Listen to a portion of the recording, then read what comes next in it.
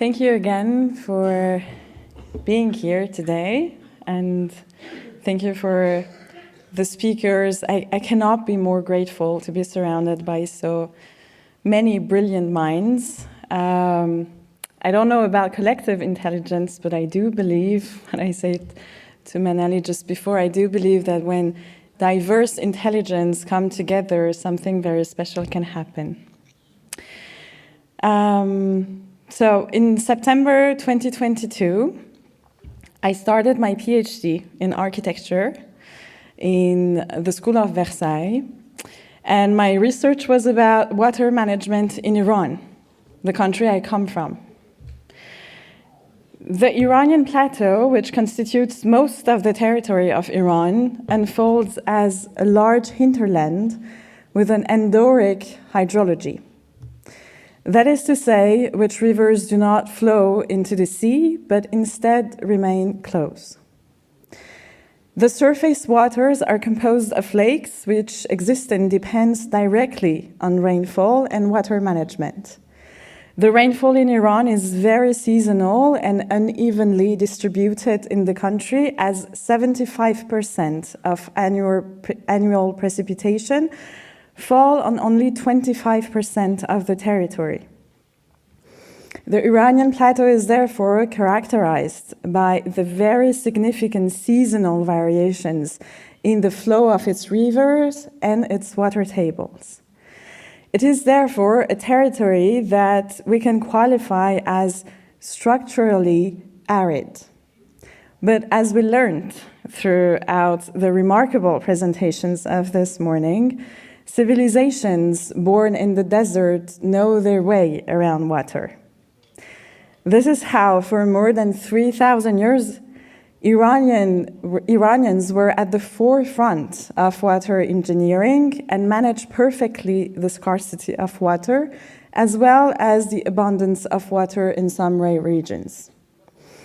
They were known for their mastering of comprehensive water systems that took into account that territory functions in a holistic way. This morning we heard about the mesmerizing example of the multifunctional system of Shushtar. Many others feel this hostile yet beautiful land. Yet Iran has been facing severe hydric stress for at least 2 decades, which has reached today a point of no return. It is all over the news now that the Iranian people do not have water anymore, to the extent that some officials consider moving Tehran population, composed of more than 10 million citizens. But the truth is that experts have been alerting against mismanagement of the precious resource for many years. I too, 3 years ago, conducted my own investigation to understand the mechanisms responsible for such disaster, and also identify what could, in our millennial knowledge of water management, open the path to the lost prosperity of my country. I had not foreseen that exactly at the same time I would start my PhD, the people of Iran would rise to the sound of the now very famous slogan, "Women, Life, Freedom." My work that exposed the devastating effect of some policies regarding water resources in Iran cost me the possibility of going back to my country and conduct my field research as I had planned for. But as many of you also know in this room, constraint forces to think out of the box. I asked myself, how could I, as a researcher, overcome the growing political barriers that we collectively must face? How can we, in a world where the president of the most powerful country called climate change a scam, keep doing our job, documenting and creating data that could pave the way to a more sustainable world? By the second year of my research, I had already understood that responding to the water crisis would not require more technology, as Mark said before, but an entirely renewed approach to the territories we inhabit and the resources they offer.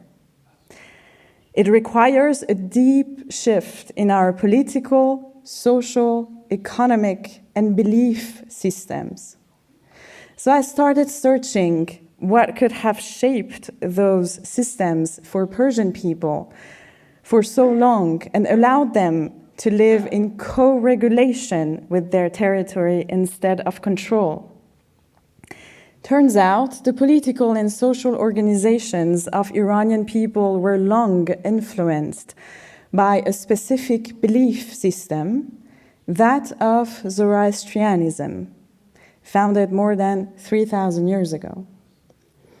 The core principle on which Zarathustra based his existential philosophy is the following: the purpose of our life is to lead a happy and joyful life on this earth, and the reason for our creation is to take an active part in improving the world so that all living beings, humans, animals, and plants, may live in peace and fulfillment. This morning, I told you about how life on Earth was only possible because of the presence of water in its liquid form.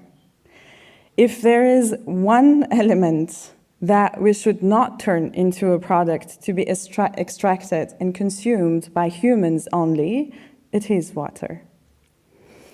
The sacred texts of Zoroastrianism are gathered in the Avesta, which is composed of 17 chants called gathas. What intrigued me is that the language in which those sacred texts were written is much closer to Sanskrit, the ancient Indian language, than to modern Persian. Digging a bit more, I discovered that more than 4,000 years ago, a population called Aryans fled the cold of the Eurasian steppe, heading south.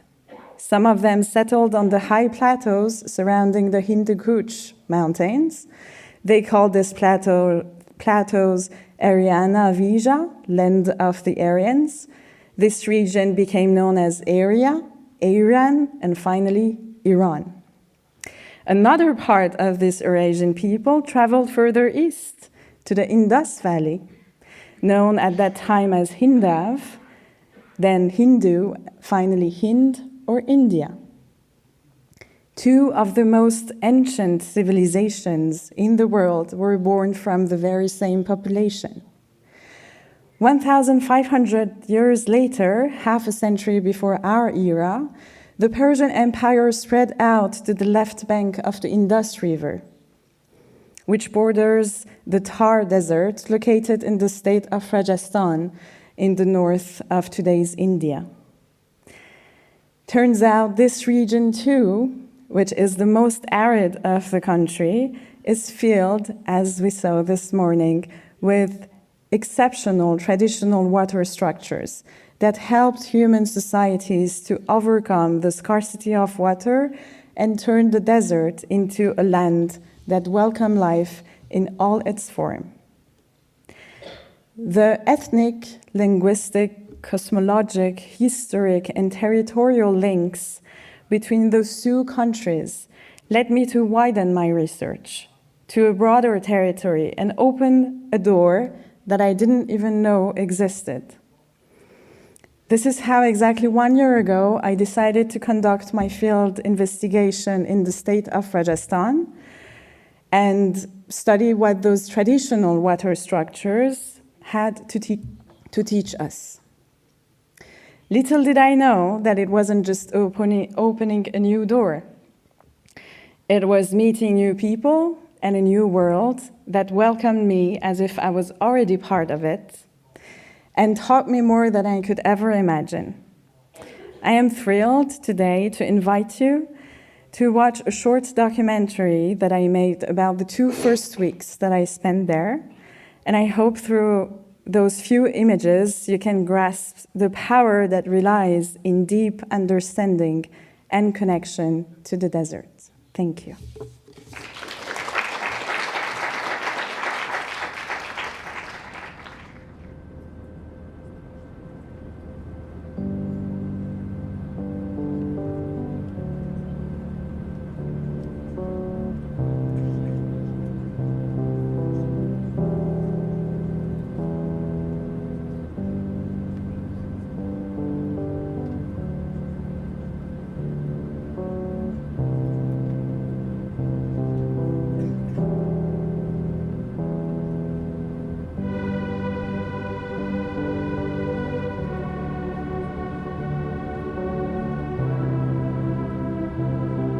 In October 2024, I board on a night flight from Paris bound for Delhi. A vast grey mass stretching across London sky, with few patches of green, struggling to provide breath to India's largest and most populated city.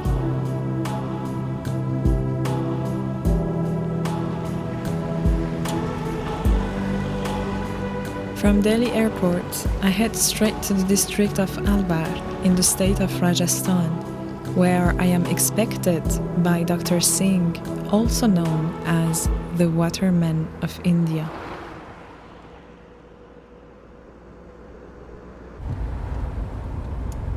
We share the road with a few companions, but despite the jolts, the honking, and the surrounding disorder, a peculiar serenity lingers in the gazes I meet.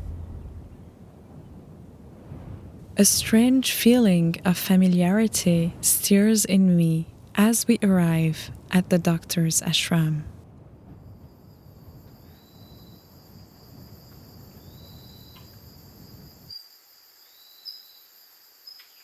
At first light, I discover the ashram under the morning sun. It is built at the heart of an immense garden.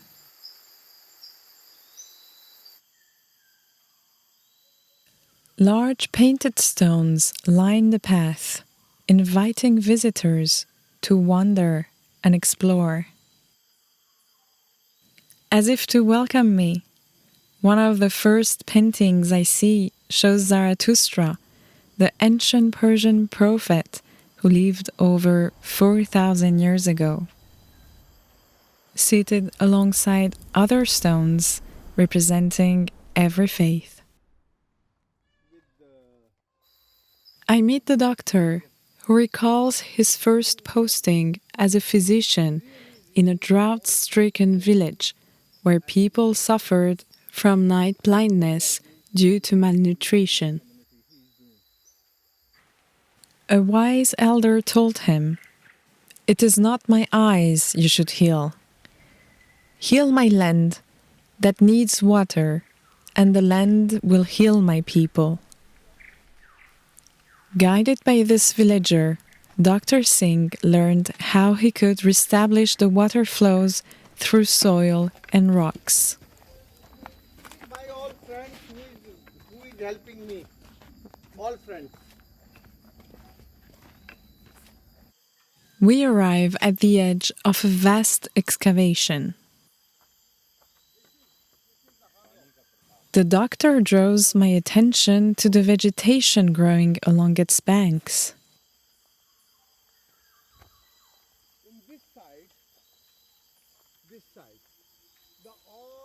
The thinner and sparse the foliage is, the less permeable is the soil below our feet. Here is the unconfined horizontal.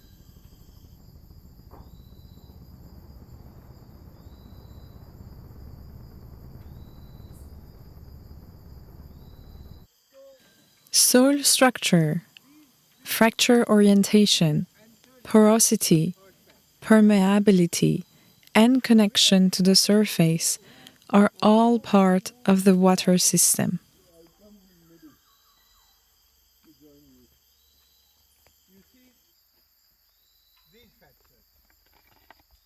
When the combination of all creates an aquifer, it can store up to 40% of its volume in water. We say the aquifer is recharged. You see like this? These are all recharging aquifers. Vegetation at the surface often reveals where these formations lie. Sometimes, porous rocks meet softer stone, shaped by water into underground lakes or river.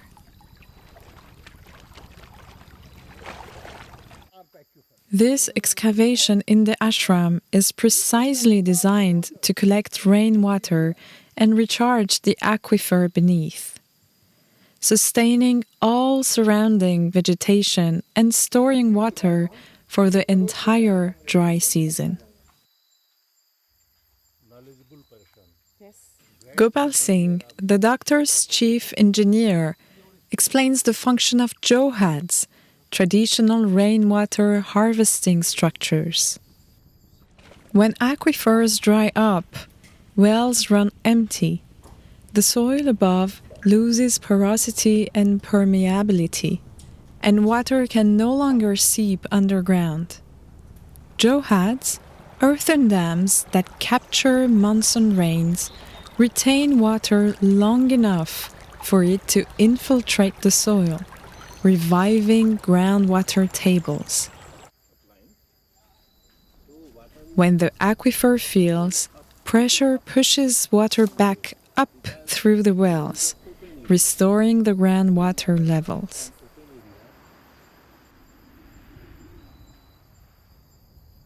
Johads work as a network, as they can recharge the same aquifer.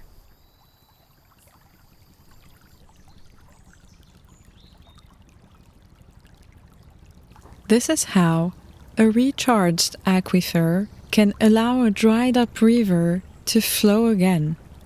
Over the last 50 years, 23 rivers in the region, once declared dead, have been revived by the doctor and his team.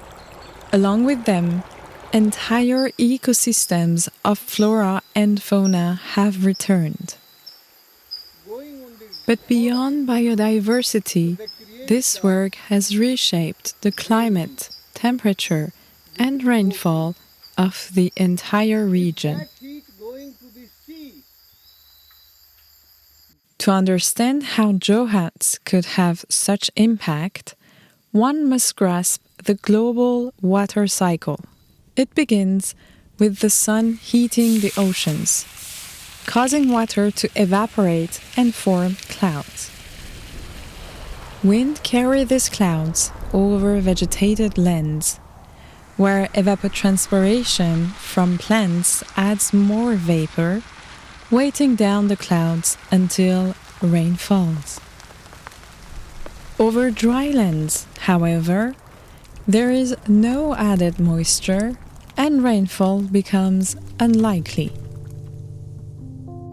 The doctor's first step was to channel rainwater from the foothills into recharging structures in areas where rain no longer fell.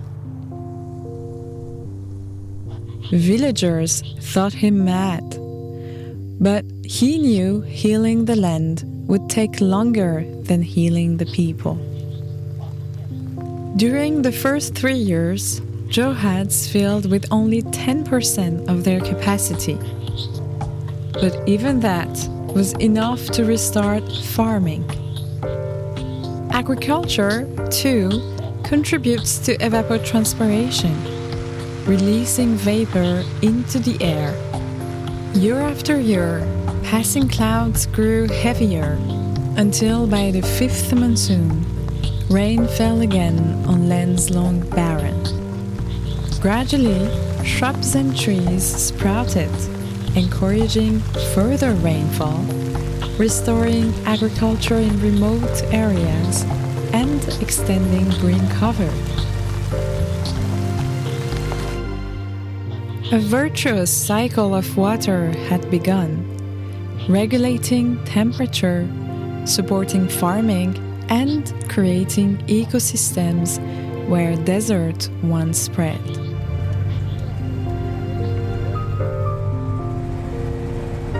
Once my theoretical course complete, it was time for me to go on the field.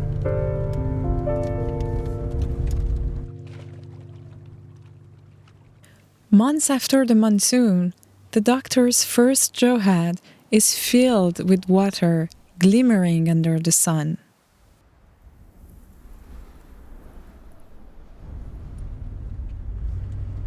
Looking at the vivid green fields that grew instead of the desert, I think about when the doctor calls these trees his children.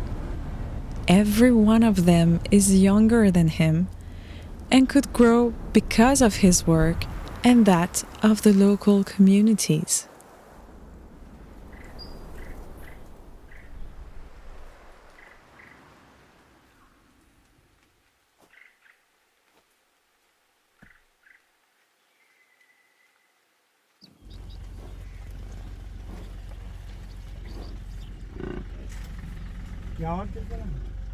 और उनको यहाँ आना पहाड़ मारे यहाँ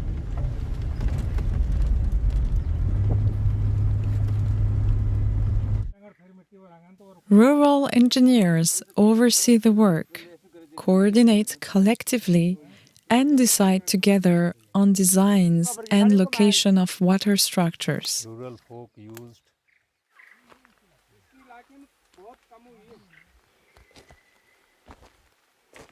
A major dam was built at the head of the first river to be revived by the doctors Johads. The valley's narrowing and the site's topography made it ideal for a dam. Its convex shape allows resisting the immense water pressure. In 50 years, the doctor has built 15,000 recharging structures without any government support. This has only been possible thanks to the exceptional commitment of local communities, who are involved from the very beginning in choosing sites, investing in materials and labor for the construction of the structures. Access to water is free for all in exchange for the community management.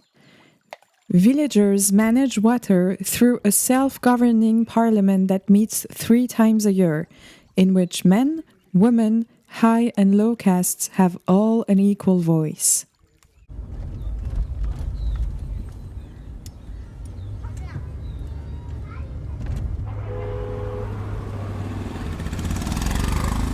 After a week at the ashram, I traveled to Jaipur, Rajasthan's capital, where the headquarters of the Doctors Association, Tarun Bharat Sangh, or TBS, are located.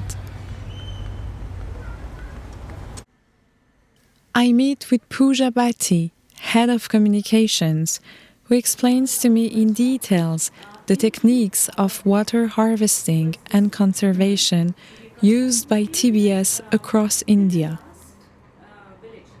She oversees projects in Jaipur and its rural outskirts, where water scarcity remains severe. Few kilometers from the city center, agricultural ponds are being built to collect monsoon rain for irrigation during dry season. Lined with plastic sheets, these ponds prevent seepage, storing large amounts of water for farming.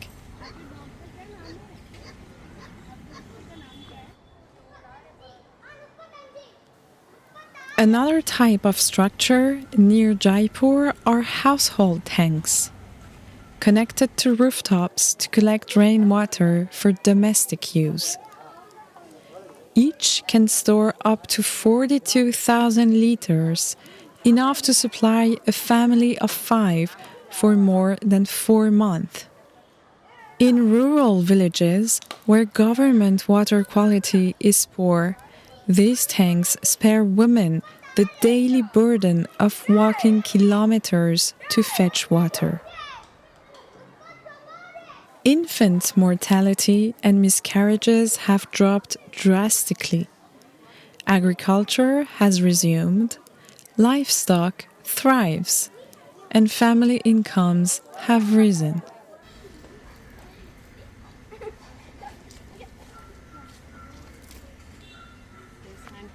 So now the women don't have to go out to fetch water. They can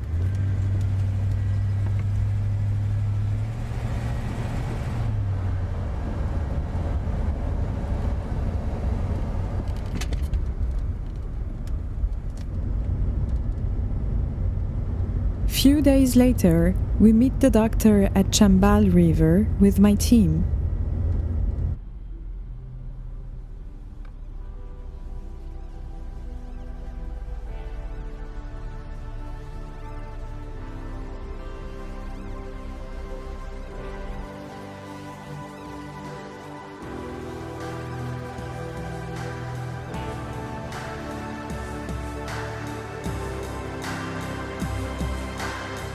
At Chambal River, thanks to nearby Johad's network, the river flows once more.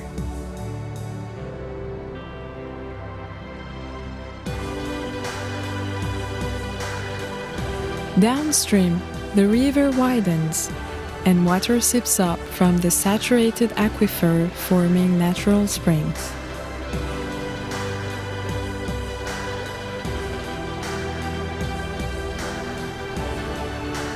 In Alvar, the logic of resource exploitation has nearly vanished, replaced by the guiding principle of Dr. Singh's work. Every drop taken from nature must be returned. This renewal of the contract between the people and their land is the challenge of our future. It is the hope of this future that villagers sing to us at sunset as we sit on a warm stone listening to water tickling. In March 2015, Dr. Rajendra Singh received the prestigious Stockholm Water Prize, often called the Nobel Prize of Water, for proving that desertification and rural poverty are not inevitable. Before parting, he insists on one last point. Although water scarcity is a global problem, it can only be solved through local, decentralized, human-scale solutions.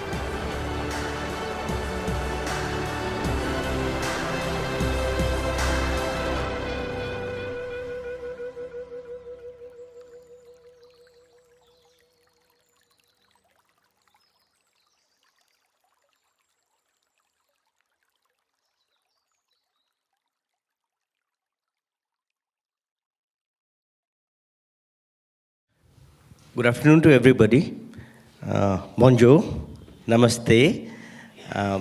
This is Maulik Sisodia, and I would be presenting in front of you, as Ida has already shown, the work of Tarun Bharat Sangh and what we are doing and how we are doing.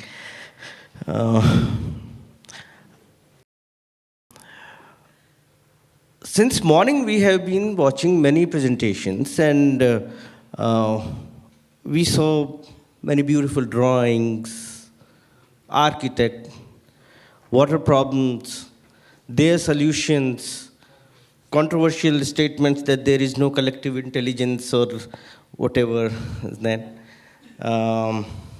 which with all due respect, I don't agree to. We do have collective intelligence, and everybody does have. And in every community does have collective intelligence. So, let me start. Yes, next. As in movie of Ida is already shown, that we the people, we are from Tarun Bharat Sangh, and Tarun Bharat Sangh is a renowned NGO which is working on water issues since 1975. So it's been 50 years we are working on water issues, water conservation. And the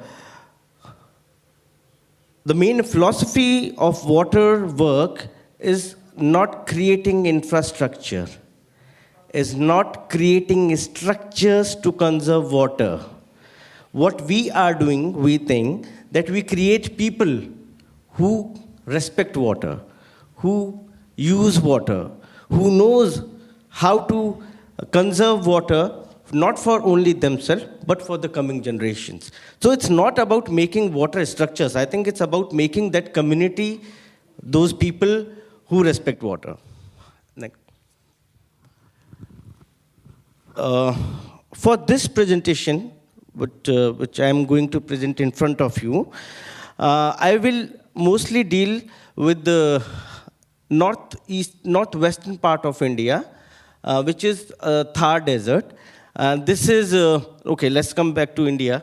I think today around 2-3 times we have been to India. So this is also, again, let's flew to India. And you can see that in northwestern part, there's a state called Rajasthan. And this is the map of Rajasthan. And in the northwestern part of Rajasthan is the Thar Desert, which is also known as the Great Indian Desert, and which is also one of the most densely populated desert in the world. So that's Thar Desert. And in India, it's spreads along the state of Rajasthan and the state of Gujarat.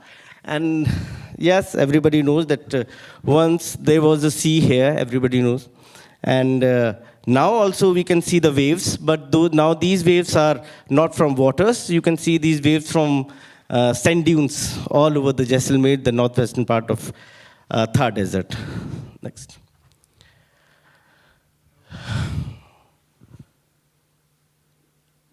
In last presentation, it was a question about water architecture.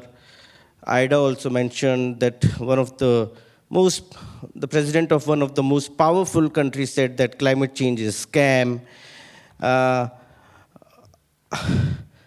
Ask those people who are the victim of all these things. I think we can speak anything by standing over here or anybody there.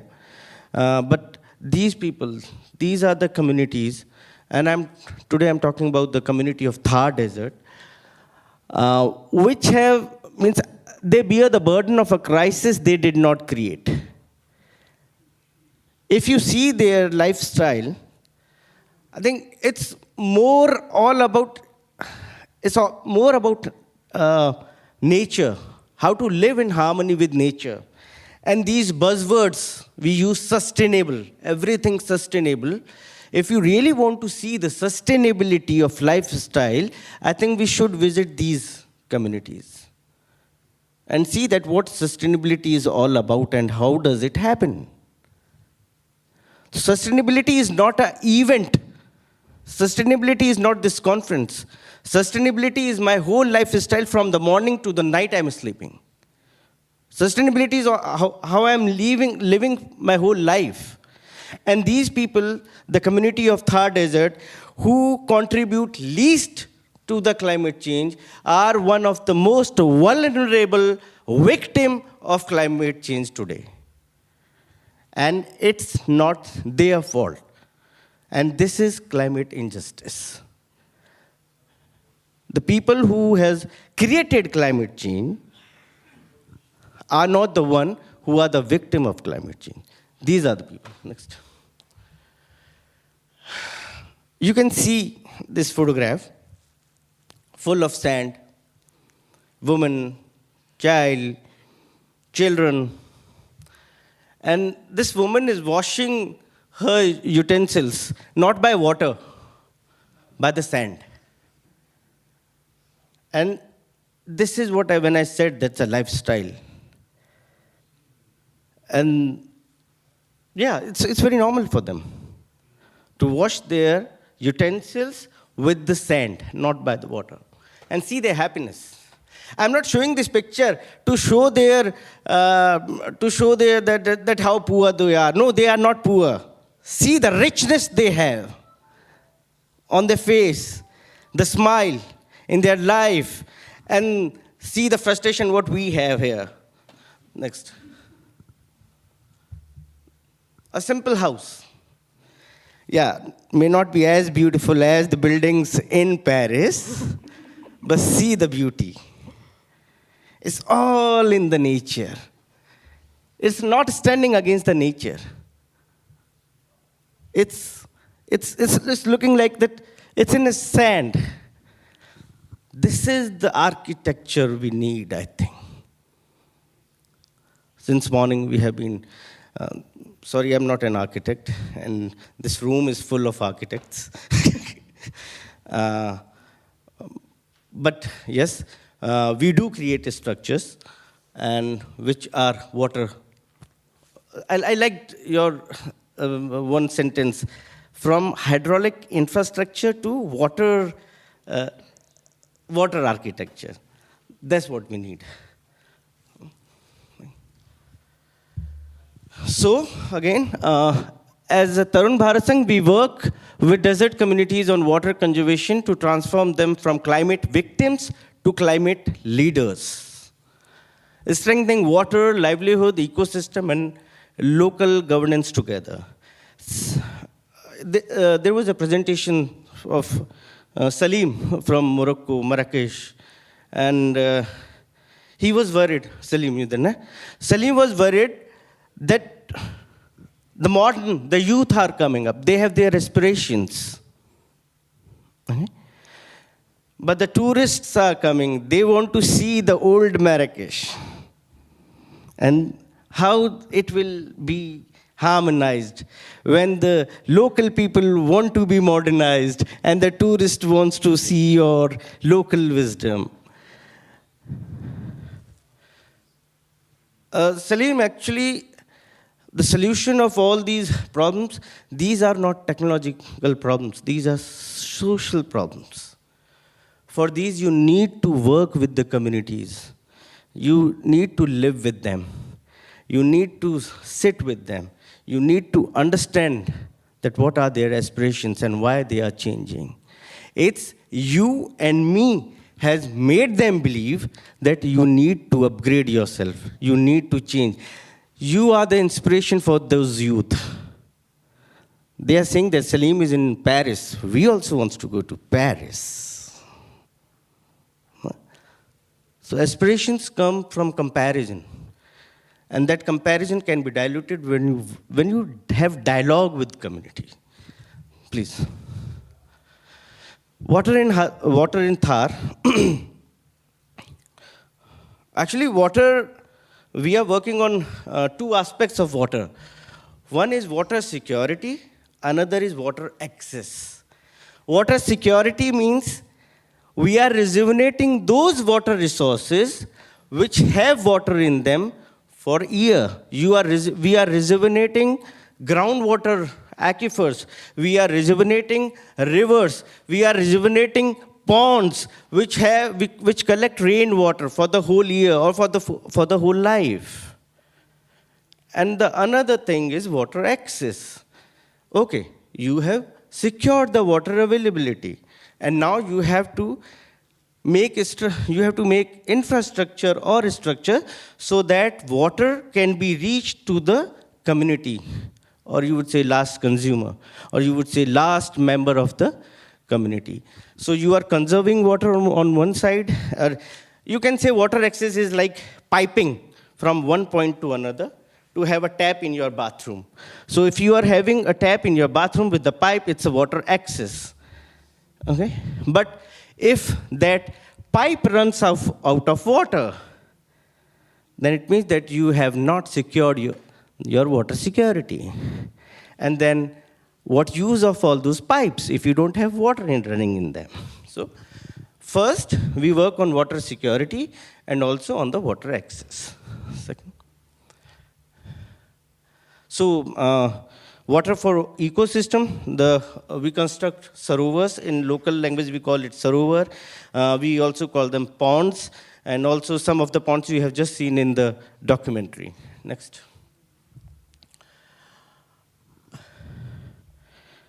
The pond which we create, it's very, wherever in the world, if you want to conserve water or if you want to stop the water, it's simple that you have to create a barrier.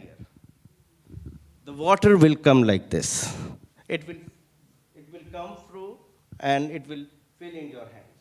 And I am the bank. So this is a pond, which simply, and we create these ponds in the Thar Desert, where we can see that there is a little gentle slope is having, and we can create barrier, and so that during the monsoon, the water will come and fill in that. Generally, in our experience, the water ponds we have created they do retain water for at least 2 or 3 years. It means even if it doesn't rain, the water in that pond will remain for at least 2 to 3 years. We will see that how to utilize that water and what are the rules and regulations for that, how to use that water. But these are the sarovars, these are the ponds which have been, which we create, and these are mostly for the ecosystem. Anybody can have water from these ponds. Wildlife, migratory birds, your livestock, mine livestock, you and me, everybody. Ponds are open for everybody. Next. This is, I just pasted this picture to show you that how does it works. You can see that's a catchment slope. So whenever the rain will fall, the rain will come and flow in this direction. And we have made this embankment so that water can be collected in this hole, in this. And if the rainwater is more than the capacity of the pond, there you can see we have made a spillway also, so that extra water, without breaking the embankment of the pond, will flow out. And the extra water will go in the downstream in the another pond. So it's a series of ponds we create in the whole valley. It will first fill the first one, then it will fill the second one, then it will fill the third one, then it will fill till the downstream. Next. This video hoga. It's a small video to give an idea of pond what I'm talking about.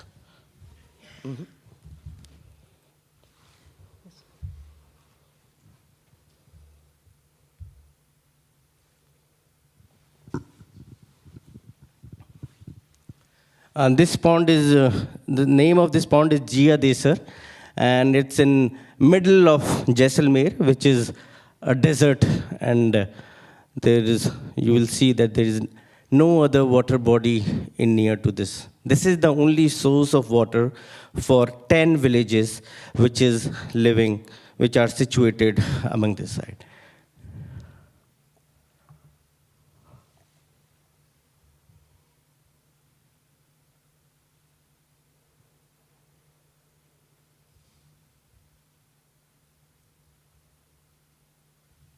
It looks like an oasis, oasis in desert. And this pond, with the calculation we did, it will retain water for at least 3 years, even if it doesn't, consecutively for 3 years. And when I'm talking that it won't rain, let me tell you again that we are in the Jaisalmer, we are in the Thar Desert, which have one of the minimum rainfall in the country, which is only 100 mm to 300 mm. So this much only, this tiny rainfall we are saving, and this is enough for us. Next.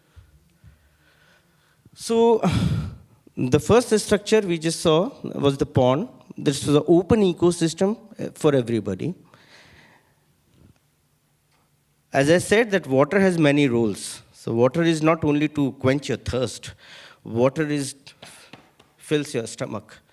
Because without water, you can't grow anything. You need irrigation.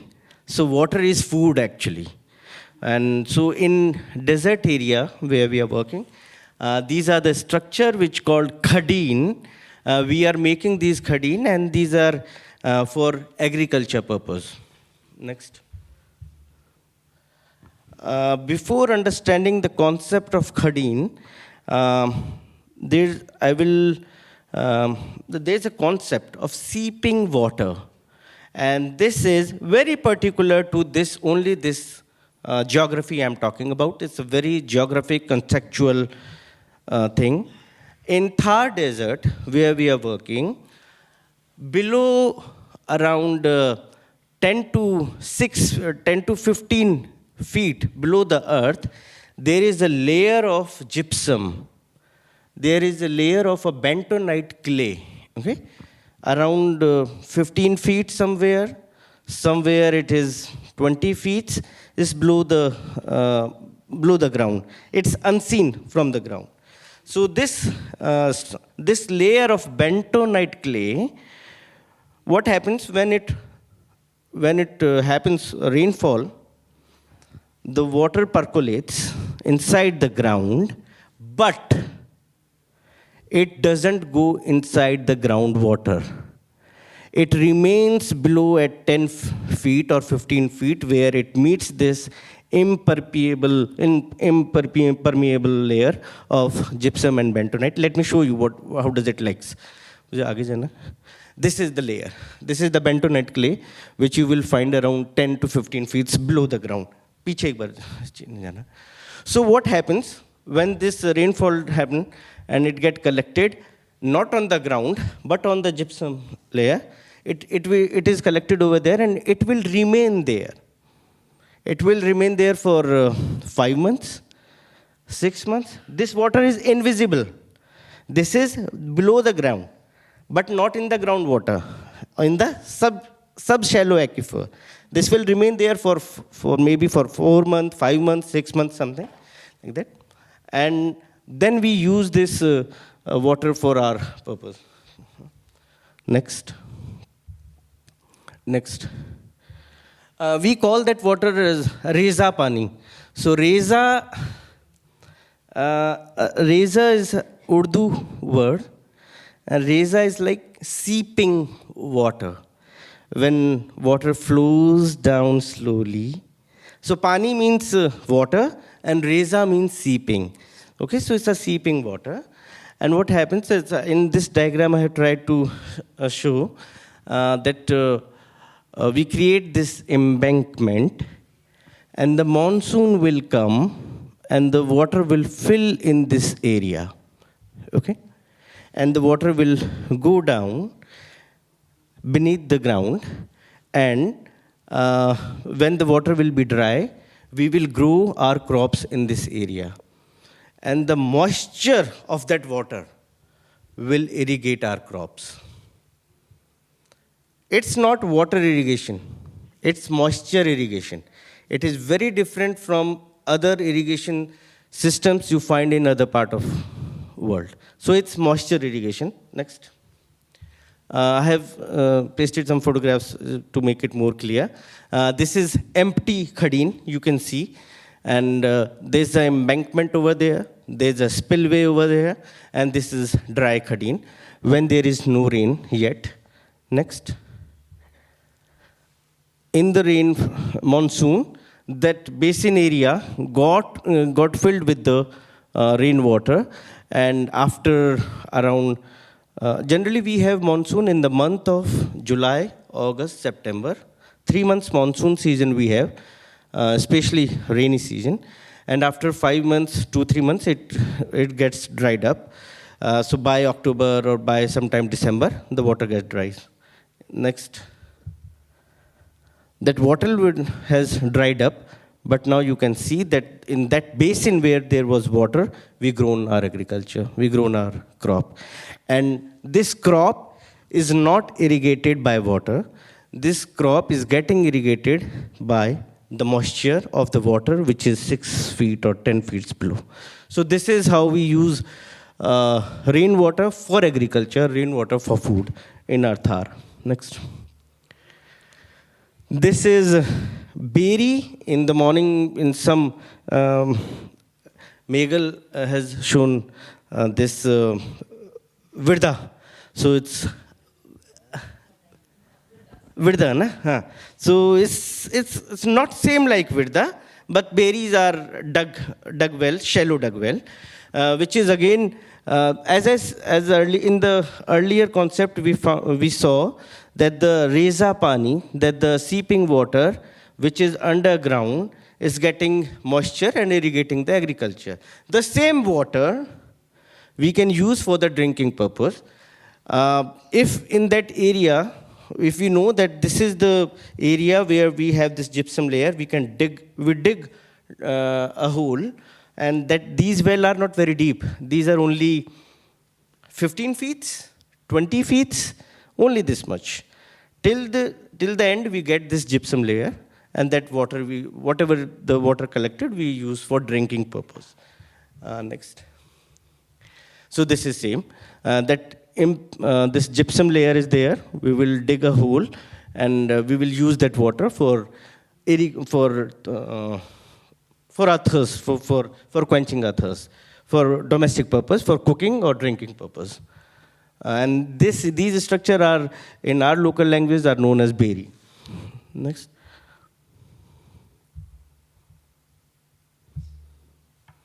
Okay. This is the process of construction of a beri, wherever we find the place appropriate for digging a beri. And yes, how to select a place for digging a beri. Generally, this work is done by the community members. One of the oldest community members, they tell us that where to dig these beri. No other scientist can tell.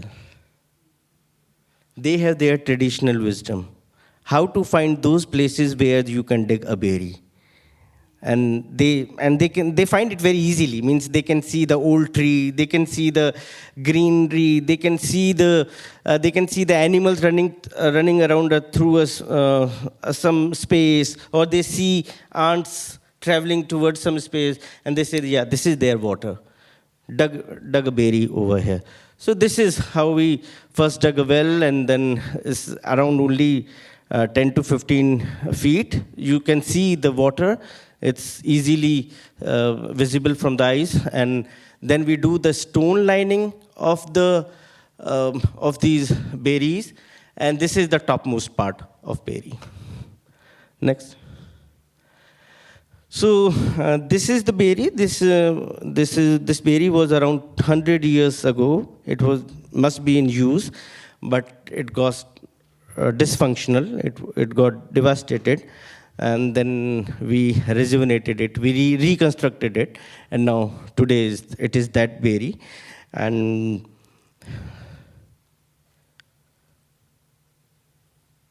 just before me, in Meghal's presentation, she said that beauty, I don't know, not in her presentation, but this question came that architecture means beauty also.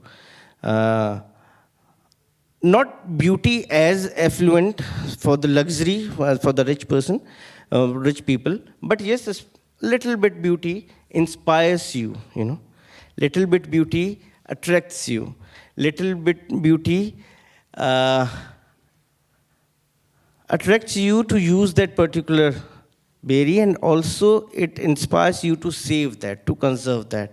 So you can see that we have used the local material, the local styling of creating on the local carvings on these beris to make them little beautiful, so that people can use them for longer time, and don't let them get dysfunctional over the time. So this can be, next. These are the ladies who are coming to collect water in the evening time from the beri. Next. And this you can see that they are collecting water from these beris, and these are for drinking purpose. And all these beris are functional now. Next. Yes. So we have seen water for ecosystem, water for agriculture, water for quenching thirst, domestic need. Another one is water for livelihood. The Thar area, which I'm talking about, has the livestock or cattle rearing is the main occupation of those people. So we had water for everybody, but where the water will come from for those goats and the sheep who are in that area. Next. So for them, we are creating these takas, tanks, and these tanks are very, these water tanks are for water access actually. So these water tanks have the capacity of around 20,000 liters, and the water, they serve two purposes. During monsoon, the rainwater will come and fill in these water tanks, and if there is no monsoon, then we can bring the water from other source like well or some canal and fill these water tanks. And these water tanks are generally used for watering our goats and the sheep in the Thar desert. Next. So this farmer has made this tank, and this is the cattle is having water. Next. This is a mechanism how they open the water for the cattle to drink. Next.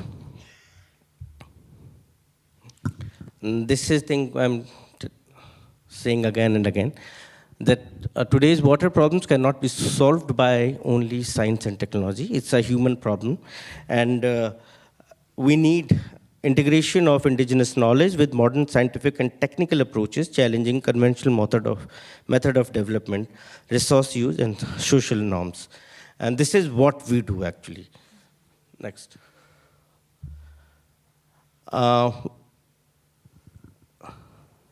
By creating structures, you can't sustain them until unless you have not created the people who will take care of them. Until unless you will have the people who will create those structures by themselves. That's the ownership will come from. That ownership will save these structures. Otherwise, nobody can save these structures and this thing. So what we do, we form and strengthen village level institutes. We train communities. And yes, every structure we create, every structure has a cost of construction. So from 25% to 50% of cost of construction of the structure has to bear by the community member. That's the ownership comes from. If you have invested your hard-earned money in creating in some water asset, you can't let it be devastated. So that's that community contribution is the unique part of our work. Next. I think we are running out of time. I'll just, so these are some pictures to show you that how will we communicate with the community. And so communicate with the community, communicate with the women. Next. This is the training of youth to how to measure hydrology, aquifers, doing measurement of the water structures we are creating. Next. This is the participatory action which I was telling, that without community contribution, we don't do any work. In every construction work, the community contribution is the must. I think we can go further. Community contribution is must, and also community monitoring is must. This picture I have not just pasted just for, it's looking good. As you can see, there's a machine which is working behind those old men, and that machine is digging the pond. So these people are the representatives of the villagers who will sit here monitoring for the whole day. The work has been done or not done, how much has been done, what is the cost. So this involvement of community during the construction make your work more transparent, more effective, whether it's time effective or the cost effective, and the transparent, and also efficient, more efficient. Thank you. Next. This is some of the pictures, community monitoring happening during construction. Next. Next. Yes. We created, we recorded, and now we are sharing it. The people who have done that, they are sharing their work with other people. It means it's inspiring one member to another, one community member to another community member. So this is how we conduct meetings every day, and villagers tell their story to another villagers, and this is how we conduct a network of people who believe in the work they are doing. Next. Also, whatever we have done is to integrate the traditional work with the modern scientific technologies like GIS, remote sensing, whatever, aquifer mapping, we do on both sides. So we do respect the traditional knowledge and see the places where we can use the modern science not to replace the traditional knowledge, but to make it more stronger, to produce the evidences that the traditional knowledge is good and it is working and it is doable and it is happening. Next. We created structures, people contributed in that. The question arrives that how to use that. So these people, they make their own rules to how to create, to how to use these ponds. Next. So it's locally made and locally enforced. Like, if you see the pond, the water in pond is receding, then the community stops taking water from their pond.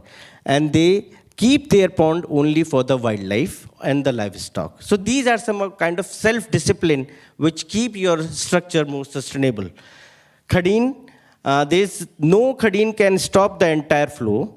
Only 50% of water may be retained, and the 50% of remaining water will be allowed to go to the downstreams so that water keeps flowing. Next. This is some of the pictures that that pond can be used only by human aspect. Next. Next for livestock. And like in Berry, you can't use motor, you can't use electric pump set to extract water from Berry. So it's like that. If you extract water from by your hand, we believe you over extract it. You will extract only as much as you want if you are extracting by your hand. So any extraction by pump or motor is prohibited to take water out of Berry. Next. So you can see this picture. Next.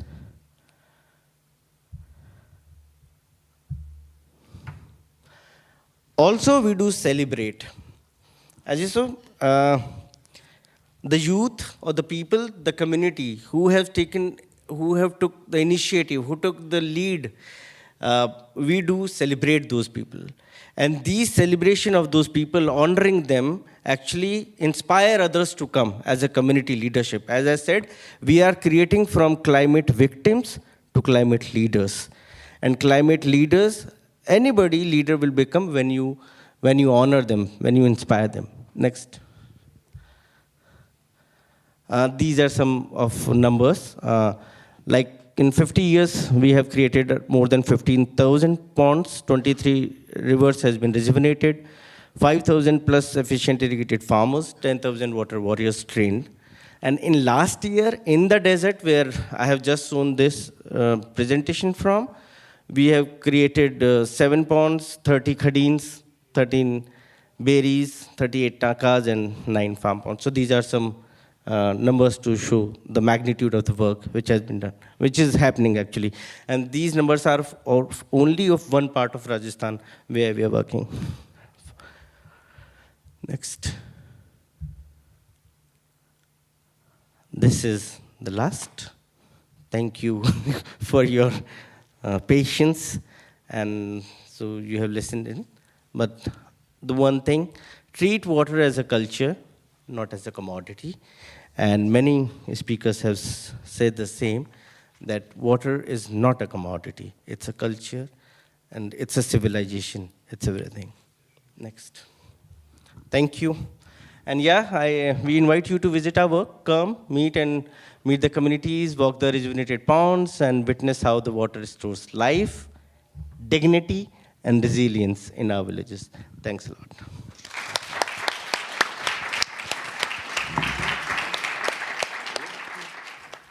My English is not that good. Also, I'm nervous, so it might be worst. So just bear with it. Okay. So imagine waking up before sunrise, not to prepare for school or work, but to walk miles for a single pot of water. Imagine carrying that burden while pregnant, while sick, while still expected to cook, clean, care for your family. For millions of women in Mewat, India, this is not imagination. This is the daily reality. Today, I'll share with you how Tarun Bharat Sangh, through community-led restoration, is turning this crisis into resilience. How a simple structure called tanka is not just storing water, but storing dignity. And how women, when freed from the burden of scarcity become the architecture or architects of well-being, education, and climate resilience. Good morning, distinguished guests and my colleagues. I'm honored to present the work of Tarun Bharat Sangh. Tarun Bharat Sangh, also known as TBS, is a 50-year-old organization working towards climate change adaptation by promoting water conservation. We revive traditional technologies and strengthen village governance, making water everyone's concern. We work under the leadership of Waterman of India, Rajen Singh Ji. About the region. Mewat region is culturally distinct area in northern part of India. Named after the Mayos, an indigenous Muslim community known for their unique syncretic traditions. Mayo community, also known as Mewatis, are the heart of the region with the population of 3 million. They preserve a unique blend of Islamic faith and Hindu cultural traditions. Aravali Hills is the natural habitat but also causes isolation and agricultural challenges.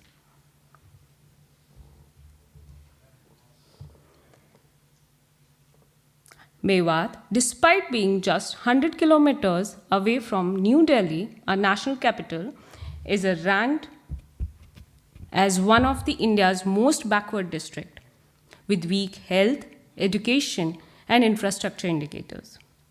Female literacy is only 36%. Agriculture is rain-fed, underground water is saline, and poverty is widespread.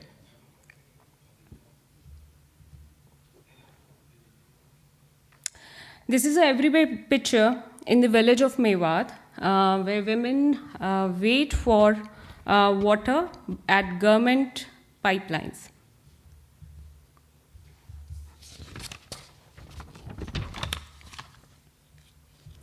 Water scarcity is not just environmental, it is social. Women spend hours fetching water, leading to drudgery, health risk, compromised education, and economic disadvantages. Scarcity creates a web. Hygiene breakdown, livestock decline, stress, and reduced participation in public life. Why women carry the heaviest load? Scarcity magnifies the gender hierarchy. Traditionally, men migrate to work while women are responsible for fetching water, cooking, and caring for the kids. While men do the paid jobs, women's work is unpaid, unseen, and physically exhausting. Yet it remains undervalued, despite being essential for family survival.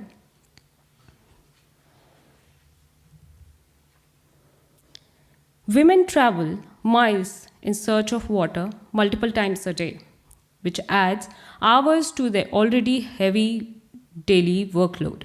On average, five household women and adolescent girls participate in fetching water. Families report 8 trips per day, 2.4 kilometers each, consuming 6.6 hours daily. Altogether, households spend around 33 human hours per day just for fetching water.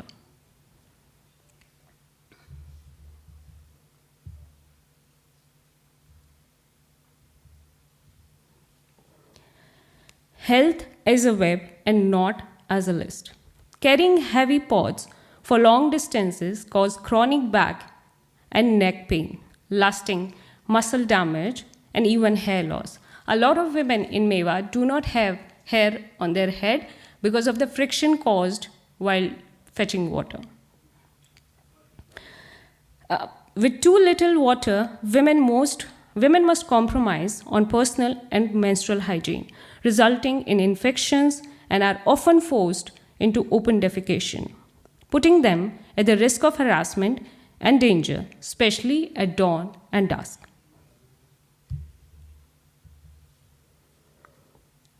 When there is lack of water, people turn to unsafe sources that triggers gastric infection, diarrhea, and other waterborne diseases. Women suffers twice, first as the affected and then as a caregiver. Anemia worsens heat vulnerability, reduces work capacity, and leading to poor diets. Women fetch water during pregnancy and as early as 5 to 7 days post-pregnancy. Some even slip and face miscarriages during pregnancy while fetching water.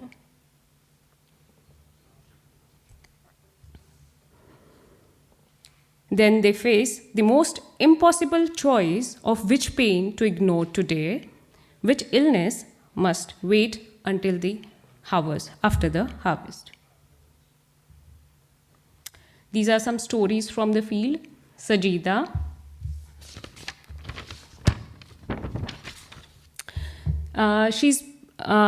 Sajida is paralyzed on one side of her body.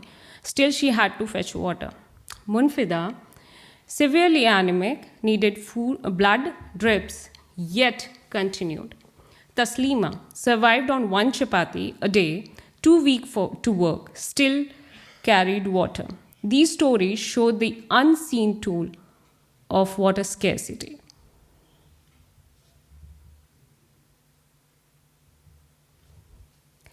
Girls accompany their mothers to fetch water as soon as they can balance a pot on their head.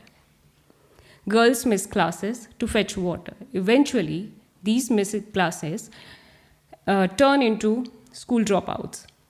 Water scarcity robs them of education, the very path out of poverty. Water scarcity becomes not just an environmental issue, but a barrier of learning, confidence, and the dream of the entire generation of girls. This is another picture from the field.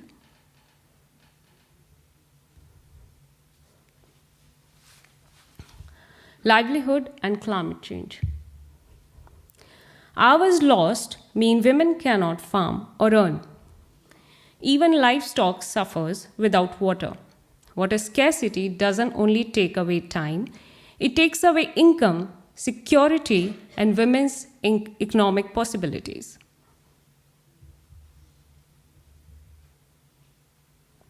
Mewat, which is already a semi-arid region vulnerable to drought.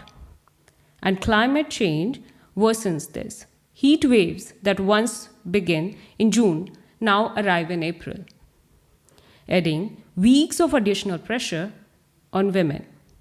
Shrinking water sources earlier intensify queues and anxiety.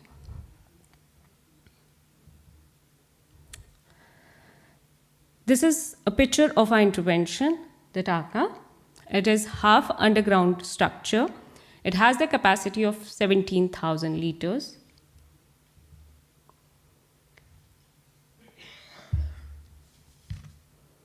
The capacity, as I mentioned, the capacity of the structure is 17,000 liters. It provides water for 20 to 40 days, depending on the family size.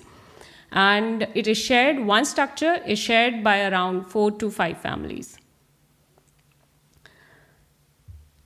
By bringing water closer to home, the Tankas reduce women's daily drudgery, restores dignity, and turns scarcity into security.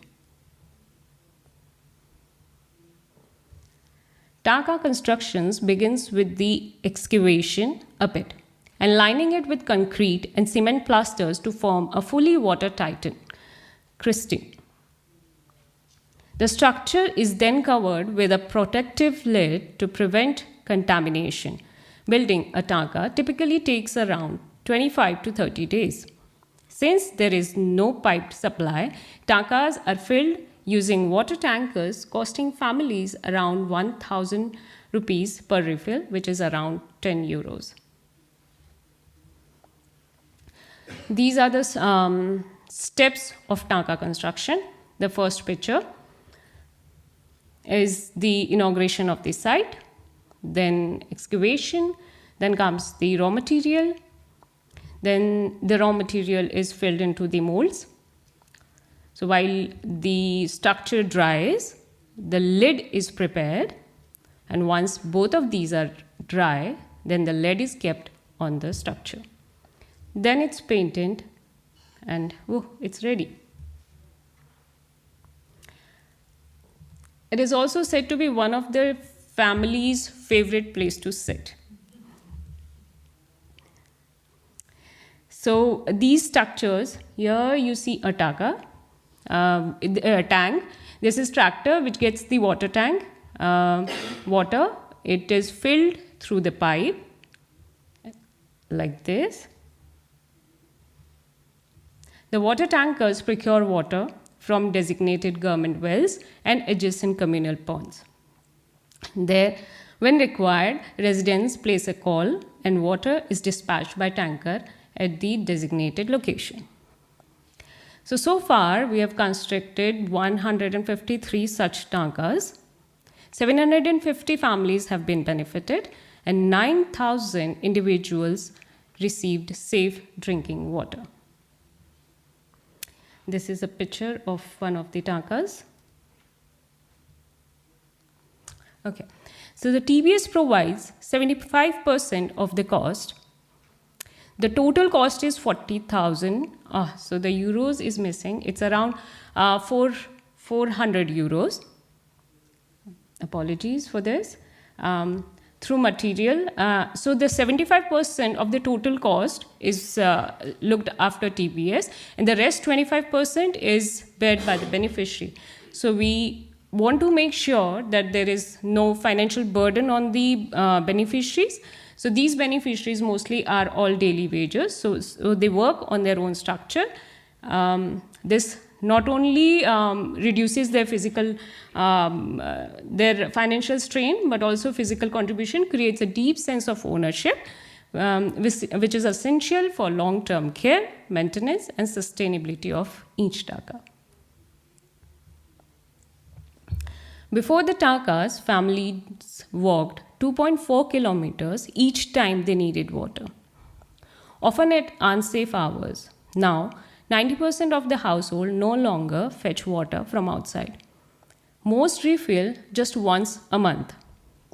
The tankas provide reliable daily storage, easing women's stress, reducing travel time, and lowering costs. Water that once required long, risky walks is now close, dependable, and dignified. Before water tanks, there was high sickness and high cost, the burden. Over half of the families spend more than 1,000 rupees, that is 10 euros, on health every month. The highest spending bracket, which is 1,500, included 22% of all families. After the tanka, there was better health and lower the cost, the relief. Only 12% of the families spent more than 1,000, that is 10 euros, on health monthly. The highest spending category, over 1,500, was completely eliminated. The number of families spending nothing on the health increased to 26%. Before the tankas were built, families had to prioritize drinking and cooking over bathing and washing clothes. Women bore the brunt of that scarcity. With water now available nearby, 96% of the beneficiaries say they can bath daily and wear clean clothes. The constant tension of fetching water led to the frequent quarrels at home, mental stress, and domestic violence as well, especially when water ran out. To date, 100% of the beneficiaries report relief from that daily pressure. For women, the change during menstrual has been profound. Earlier, they had no choice but to walk long distances for water, even during their periods, enduring cramps, fatigue, and severe discomfort. Now, with water storage close to home, 100% of the women report physical relief during their monthly cycle. They can rest, stay clean, and avoid exhausting trips during those difficult days. Reliable water across what has not only improved reliable water access has not only improved hygiene, it has restored peace, reduced stress, and given women back their physical and emotional space. There's another story from the field. An ASHA worker, trained community health workers, in a village called Patkhori, has noted a small but meaningful shift. Monthly anemia treatment registrations have fallen from 20 to around 15. This reduced physical strain and reliable water access, the long battle against chronic sickness, is finally beginning to turn. When water comes closer to home, everything changes. With less time spent fetching water, children, especially girls, can attend school more regularly. The independent study shows 40% rise in school attendance. Teachers also report better behavior and attention as children are now able to focus and thrive in classrooms. About 20% of the beneficiaries have started kitchen garden because now they have access to water in their own house, so they have started doing kitchen garden. They provide a regular supply of fresh vegetables, improved nutrition, and overall health of the community. So this column shows the livelihood sources, this net increase, and this is the explanation. So the family farming increased by 2,000 rupees. So the time saved was invested in better timed sowing, irrigation, and manure availability. Livestock, the income increase was 5,000, regular watering, healthier animals, more milk, and more lactating animals. Women's earnings, 3,000. Women entered income activities like daily wages. So the total household income increase was 10,000, that is 100 euros. Water tanker expenses, cleaning and maintenance was 1,200, that is 12 euros. So if we reduce the total household income increase if we reduce the total water tanker expense from the total household income increase, there is still 8,800 rupees per month, which is $88 euros. So the household income savings and earnings. The women have now started working on farms. They've started stitching. They've started spending time on their hobbies as well, which has improved their mental health. Earlier they said we were so stressed out that our children were around us. We did not feel like smiling and talking to them. And now that we have time, we have less of mental stress, we can have a good time with them. So this is Mehmoodi. She has opened a shop. This is Sabina. She started, it's one of her hobby to do the craft, and she started this as a profession. And this is Taslima, who started stitching. This is just happy faces. Okay. So water access is not a privilege. It is a shift in possibilities. And when water finally comes home, dignity comes with it. Acquired dignity and empowerment that transforms not just her life, but the well-being of her children, the stability of her household, and the resilience of her community. We welcome you to come and experience our water conservation efforts on the ground. Meet the community and witness how water brings life, dignity, and resilience. You're always welcome to Tarun Bharat San.